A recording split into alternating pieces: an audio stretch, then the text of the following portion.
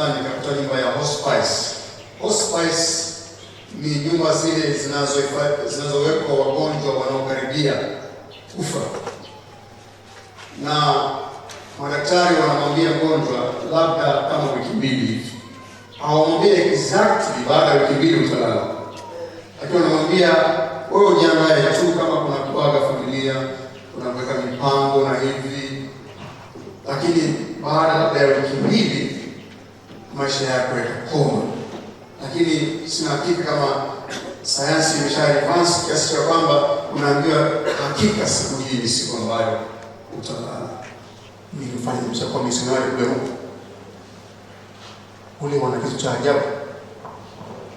Mgonjwa akiugua nyumbani muda mrefu, ndugu wanamkusanyikia, wanamwambia tubadilishe sala, tubadilishe maombi, maana wameuguza wakachoka.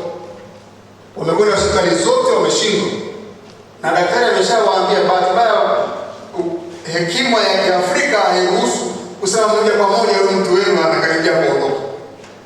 Na hasa wakiwa hawana hakika, wakikwambia pengine unaweza kuzua mgonjwa mwingine ama mkafa hata kabla ya kuugua.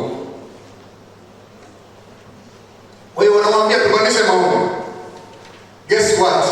Ni maombi ya namna gani? Wanamwambia tumechoka kuuguza, tunaona wewe utapona.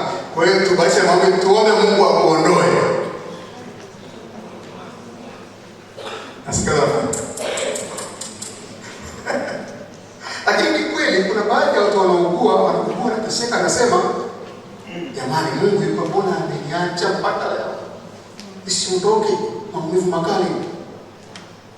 Ndio maana wale ambao nimewaambia pale hospice, si Tanzania na Uganda na mtaka kumfikiria pale ya hospice. Maana watu wengi wanaondoka wakiwa wanaugulia, wakiwa maumivu makali sana. Lakini hospice, ile nyumba ya kumwandaa mtu kufa. Ziko nchi zingine ambazo mtu anapigwa dozi ya painkiller kiasi kwamba hasikii maumivu kabisa, ingawa kwa kweli maumivu yalikuwa makubwa sana, ikimwandaa kuondoka vizuri. Nafikiri kwetu Afrika ni muhimu kuonayo kabisa. Kuna watu ambao wanatoa wanakaribia kulala, wakakae pale angalau watunza wiki moja, wiki mbili, wapate nafasi hata kutengeneza na marafiki na ndugu zao, na baadaye waondoke wakiwa na amani. Bwana Yesu asifiwe.